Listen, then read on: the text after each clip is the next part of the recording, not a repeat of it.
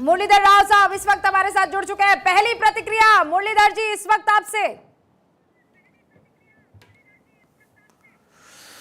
देखिए, मध्य प्रदेश के और राजस्थान के और छत्तीसगढ़ के और कुल मिलाकर के चुनाव में एक बात स्पष्ट हो गया है कि मोदी जी के नेतृत्व में भारतीय जनता पार्टी चुनाव में जनमत अपने विस्तार करने में और प्राप्त करने में बहुत सफल हुआ है। और इसमें से स्पष्ट संदेश गया है कि मध्य प्रदेश के शासन शिवराज जी के नेतृत्व में और केंद्र में मोदी जी के नेतृत्व में गत 3 वर्ष और विशेषकर पोस्ट कोविड की स्थितियों में गरीब कल्याण के संदर्भ में और विकास के संदर्भ में और जनसेवा के दृष्टि से जो काम किया है, और उसमें हम पहले से कह रहे थे कि ऐतिहासिक जनमत प्राप्त करेंगे 18 साल के बाद। जिस प्रकार के मध्य प्रदेश में लोकल इलेक्शन में आप लोगों ने गजब का कारनामा किया था, लेकिन वही आप इन असेंबली इलेक्शंस में क्यों नहीं कन्वर्ट कर पाए? अगर ऐतिहासिक जीत ऐसे राज्यों में हुई है जहां सोचा भी नहीं जा रहा था, तेलंगाना में क्यों नहीं हो पाया? देखिए, तेलंगाना में हम आगे बढ़ना चाहिए था, आगे बढ़े भी हैं, लेकिन जैसे 7% से 18% तक हम वोट प्रतिशत बढ़ा रहे हैं, किंतु तेलंगाना में मोदी जी के नेतृत्व में जिस प्रकार से हम कन्वर्जन करना चाहिए, उसमें कांग्रेस के कर्नाटक के चुनाव जीतने के बाद कुल मिलाकर के लोगों ने सोचा है कि बीआरएस को हटाने में कांग्रेस ज़्यादा मजबूत है। ऐसे यानी कुल मिलाकर के भाजपा लोगों के नज़र में उतना बढ़ नहीं पाया है। और लेकिन आने वाले दिनों में बीजेपी बढ़ेगी और बीजेपी अपनी मजबूती को बढ़ा रही है। अच्छा, लेकिन क्या ये बात सही है कि आपकी वहां की लीडरशिप को लेकर ही जनता में कोई बहुत ज्यादा उत्साह नहीं था, इतना कॉन्फिडेंस नहीं था? क्राइसिस बहुत भयंकर तेलंगाना में था और इसी वजह से आप लोगों की ये स्थिति है। मैं ये नहीं कह रही हूं कि वोटिंग परसेंटेज आपके या आपके परसेंटेज में बढ़ोतरी नहीं हुई है या सीटों में बढ़ोतरी नहीं हुई है, लेकिन जीत जो हर राज्य में आप लोग दर्ज कर पा रहे हैं वो तेलंगाना में नहीं हो पाया। जो संभावनाएं तेलंगाना में थी, उन सारे संभावनाओं में जितनी फायदा उठाना चाहिए था स्थानीय पार्टी, स्थानीय नेतृत्व और रणनीति में हम सफल नहीं हो पाए। संभावनाओं में बढ़ोतरी को आंशिक मात्रा में कर पाए हैं, ये बात मैं स्वीकार करता हूं, किंतु आने वाले दिनों में कांग्रेस के खिलाफ लड़ाई भाजपा ज़्यादा मजबूती से लड़ेगी बीआरएस से ज़्यादा है, और इसलिए भविष्य अच्छा रहेगा, इसको गारंटी हम दे सकते हैं। क्या यही वजह है कि आपने ये नुकसान झेलना ज़्यादा पसंद किया? अगर आप बीआरएस के साथ अगर चुनाव लड़ लेते, क्योंकि मुझे पता है जगह जगह प्रधानमंत्री नरेंद्र मोदी ने ये कहा कि वो हमारे साथ आना चाहते थे, कभी उनको साथ नहीं लेंगे। अगर आप लोग साथ होते तो शायद यहाँ सरकार बना लेते।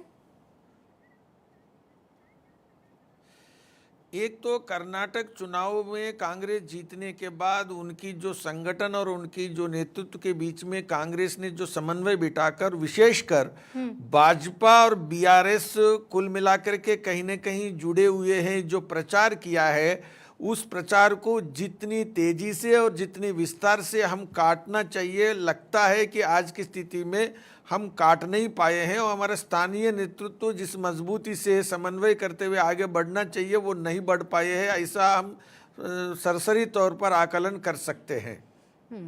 लेकिन मुरलीधर राव जी, बड़ी खबर यह है कि तेलंगाना भले ही कांग्रेस के खाते में गया, आपने प्रचंड जीत हासिल की है राजस्थान में, प्रचंड जीत आपको मध्य प्रदेश में मिल रही है, और छत्तीसगढ़ से भी कुछ ऐसे ही आंकड़े आते हुए नजर आ रहे हैं। वो छत्तीसगढ़ जहां पर क्लियरली सारे एग्जिट पोल ने कह दिया था कि यहां तो प्रभु बघेल साहब आएंगे, उनको कोई नहीं हरा सकता है। क्या फैक्टर रहा?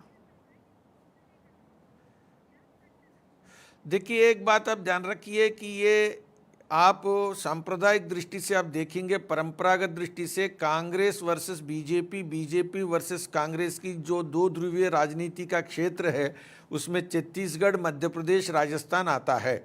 और ऐसे में गत कुछ दिनों से विशेषकर मध्य प्रदेश के संदर्भ में भी जो बात कहते थे और कि मध्य प्रदेश में कांग्रेस आ रही है, मैं एक बात कहना चाहता हूं, 18 साल से सरकार चलाते रहने के बाद भी हर प्रकार के जो अटकलें हैं उसको विराम देते हुए जिस वोट प्रतिशत भी बढ़ाकर 41 पिछली बार था और इस बार 47% तक वोट बढ़ाते हुए ऐतिहासिक जो जीत मध्य प्रदेश में हासिल किया है।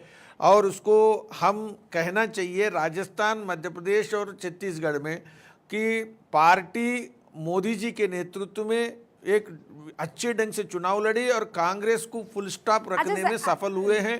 और विशेषकर शिवराज जी सरकार मध्य प्रदेश में भी एक गरीब कल्याण में भी आगे बढ़ा है। में हमारी मदद कीजिए कि भाई राजस्थान में थी कांग्रेस की सरकार, वहां भी एंटी इनकम्बेंसी की चर्चा थी।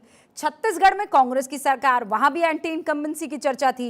ये आप लोगों की यहाँ एंटी इनकम्बेंसी कैसे नहीं चली मध्य प्रदेश में? वहीं मध्य प्रदेश में भ्रष्टाचार वाला मामला, नरेंद्र सिंह तोमर के बेटे का वीडियो लगातार चलता रहा, भ्रष्टाचार वहां नहीं बोला, एंटी इनकम्बेंसी वहां नहीं बोली, लेकिन राजस्थान में और छत्तीसगढ़ में बोल गई। नहीं, देखिए, कांग्रेस इस बार चुनाव में आक्रामक रूप से दुष्प्रचार एक प्रकार से और उसकी पूरी इकोसिस्टम एंटी बीजेपी की नैरेटिव बिल्ड करने के लिए प्रयास किया, और लोकल में भी और स्टेट और नेशनल लेवल पर भी।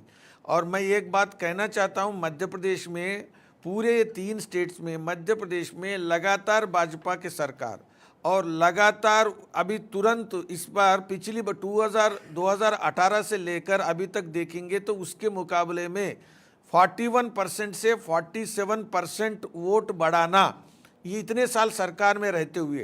तो मैं कहता हूं मोदी जी के नेतृत्व और दिशा और शिवराज जी की गरीब कल्याण के प्रति प्रतिबद्धता, ये दोनों ने ये एक रिकॉर्ड ब्रेक किया है और ये पूरे देश में भाजपा के विषय में ये परिचायक है। और आज 2024 की चुनाव में कांग्रेस को 2019 के मुकाबले में भारत जोड़ो यात्रा कहो या राहुल गांधी की जितनी भी बातें हैं कि वो सारे विराम लग गए और फुल स्टॉप लग गया है। और मोदी जी के सामने कांग्रेस, जहां पर कांग्रेस भाजपा से लड़ना है, लड़ने की ताकत रखती है ऐसी बोलते हैं, और इंडिया ब्लॉक के न्यूक्लियस बोलती है, यहां फेल करते हुए एक प्रकार से साबित हो गया है कि कोई कांग्रेस भाजपा का मुकाबला नहीं कर सकेगी और मोदी जी की मुकाबला बिल्कुल नहीं कर पाएगी। अच्छा राव साहब, अब ये आप लोगों के लिए बड़ा टफ सवाल होता है और मुझे हमेशा एक रटा रटाया सा जवाब मिलता है, और वो जवाब ये होता है कि विधायक दल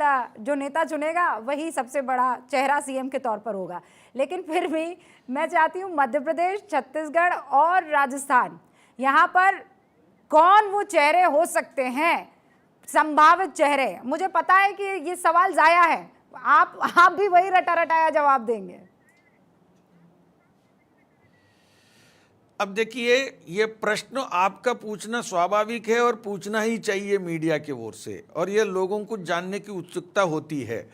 लेकिन मैं एक बात कहूंगा आपको, रटा रटाए के कहने के बाद भी मैं कुछ बात कहता संकेत देता हूं। ये पूरा आउटकम बाहर आने के बाद जो वर्डिक्ट आएगी राजस्थान में और मध्य प्रदेश में और छत्तीसगढ़ में, और उसके सारे जो एंगल्स हैं उसको देखते हुए और 2024 की जो चुनौती को ध्यान में रखते हुए आने वाले दिनों में क्या रहेगा, ये बात को हमारे पार्लियामेंट्री बोर्ड विशेषकर मोदी जी के नेतृत्व में टेबल पर जो डिटेल्स हैं उसको देखकर सही निर्णय करेगी, पक्का करेगी।